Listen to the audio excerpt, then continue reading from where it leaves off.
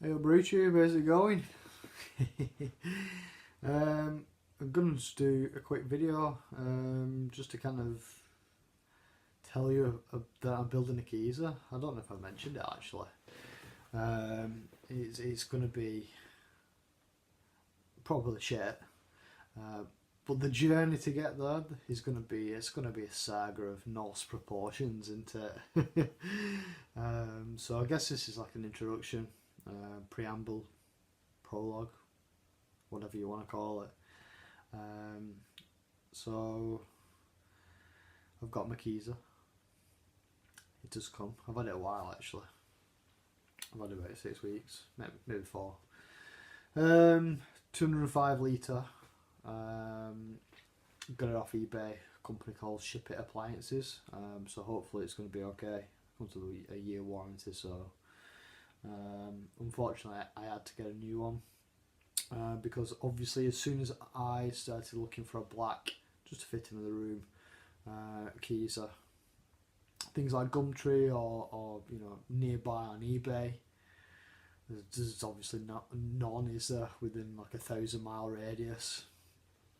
So I plumped for it, and it's going to last me hopefully years. So I didn't mind buying a new one. I know people obviously kind of buy cheap white ones and kind of spray paint them black. I've not got time for that, if I'm honest. But they didn't even have white ones within a 1,000-mile radius anyway, so it didn't matter. So it's a 205 litre. So I think I'm going to get.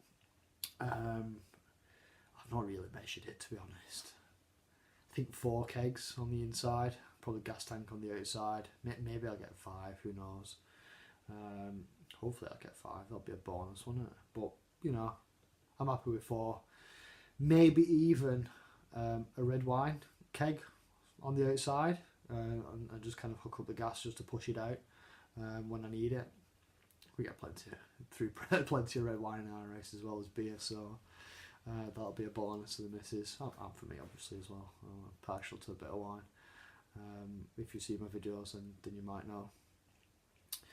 So the Keezer's here. I've seen tons of videos online. Various different degrees of difficulty. Some really simple and look good. Some really simple and look shit. Some super complicated and look awesome. Some super complicated and don't look necessarily that great as well. So I'm striking for the middle ground. Minimal effort, no tools hardly. I'm going to get my dad involved. He's a man's man in it, or a mon's man as to say around here. And even speaking to him, he's not got like all the tools. It's like these Americans, like got like a sawmill in the garage, haven't they? Big bandsaws and 3,000 different types of clamps. I think the garage is as big as my house. I don't mind putting a bit of effort in, obviously, because I want it to look decent. It's gonna sit in the man cave. So it needs to look the part, doesn't it? So let me show you. I'll show you very quickly. Bear with me 1 second. I've got a tripod now, so I've got to dismantle it off and take it off, and let me figure out how to use it. 1 sec. So there it is. 1 keg there, nothing in it, it's just chilling. Hey, a bunch. So I'll probably get 3 in the bottom there, I hope. Or 1 on top of the compressor shelf, with a bit of room, hopefully. To keep a few bottles and whatnot. So nothing fancy, but it's new. I'll step back so you can see it a little bit better, but 205 litre from SIA on eBay, so 170 quid, like I said, I think it was, so not too bad. I'll have to move that shelf, won't I?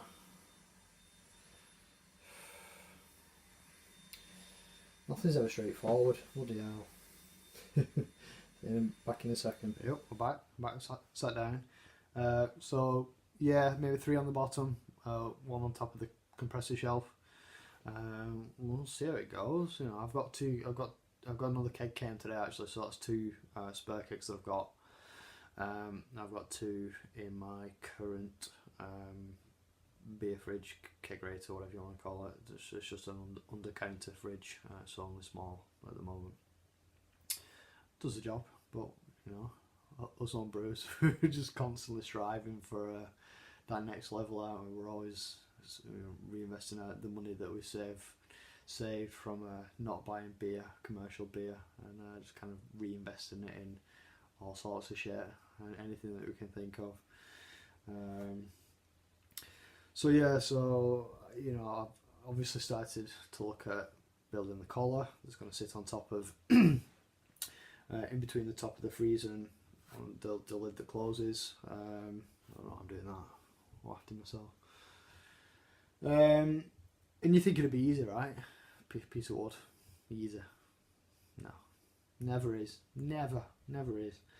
A couple of timber places right now where one of them didn't have like anything. They were just doing kind of fancy pieces of wood, composite pieces of wood and all that kind of stuff, and charging a fortune. So the website was garbage. Another place which I'm actually going to go to, they did have quite a lot of choice, not the size that I needed. I was going to go for 2x8. I thought it was a pretty reasonable size. Apparently not. It's not reasonable at all. So I'm going to go for 2x9, which, you know, not far off. So that's fine. Like I say, kind of, you know, I was thinking of doing a 2x6, but I might not be able to get a keg on the compressor shelf. I measured it and it was kind of touch and go.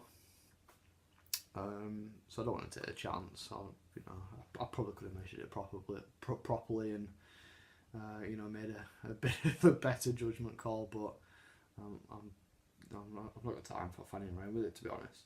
So I'll overcompensate. It's just easier, isn't it? And you know, 2x9, it's not far outside of what I wanted anyway, so that's fine.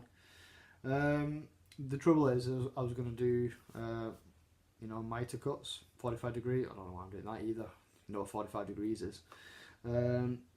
Just to make the joints on the corners look a bit better. I'm not got a mitre saw, you know. so and I was thinking of actually buying like a sliding mitre saw, a compound mitre saw that does the bevel. Unfortunately, the ones that are in my price range, so you know, 150 quid, I wouldn't mind spending it because I probably would use it for, like, you know, do skirting board and stuff like that. But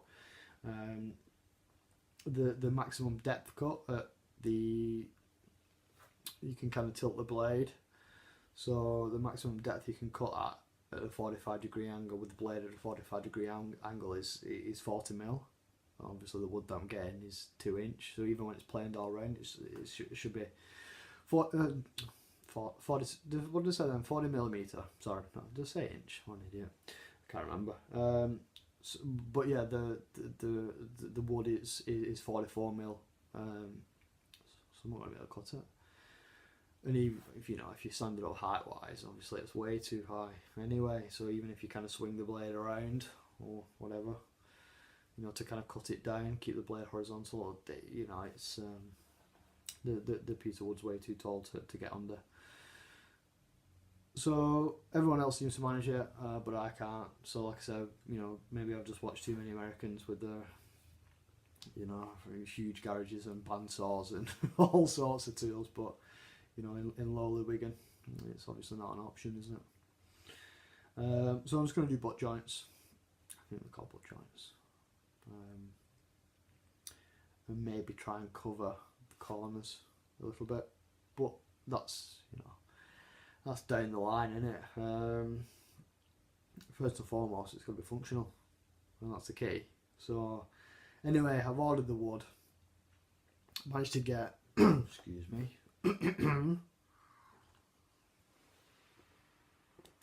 so I managed to get 3 buy by the meter, so I got 3 meters worth. Unfortunately, the place I've got it from will cut to size, which is pretty good.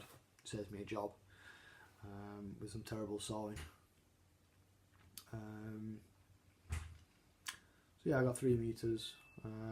2 lengthwise, so 875mm, and then for the depth, 2 lots of 500mm, so bob on really. So, you know, we'll see when it comes. My dad's got picking it up today, a legend, done me a favour there. So yeah, so we ordered that, ordered some adhesive, grab adhesive, to obviously stick the wood to the top of the freezer. Some wood stain, to make it look nice and pretty, so we're going for walnut. So there's quite a lot of dirt wood in the games room, so hopefully that'll fit in nicely. And yeah, so I got another inter-tap flow controller come today, and like I said, another keg, so I've got 2 taps now, 4 kegs, so I'll get another keg, just so I have 1 spare. Like I said, hopefully put some red wine in it. So I definitely need at least 2 more taps, maybe 3. We'll see. We'll see how we get on. So I think that's pretty much it. I've already done this video, I recorded it and deleted it. I can't remember what I said, but yeah, stay tuned. It's going to be a saga. Not necessarily a good one, but you know, you'll see what I've thought, you know, what my thought process is and the issues that I've come across. Like I said, I've seen a lot of videos out there, and some are great and some aren't so great. So, you know, for the man on the street, this video is for you. Yeah, this is the introduction. More to come. I was thinking of doing it all together, and then just publishing it kind of, you know, all pretty much at the same time, but in parts. But doing it this way, I'm going to publish it as I'm doing it, and you'll get a true sense of how long it's actually taken me. So, so yeah, I think that's pretty much it. If you're thinking of anything else, I'll tag it on to the end of this. So, otherwise, I'll say that.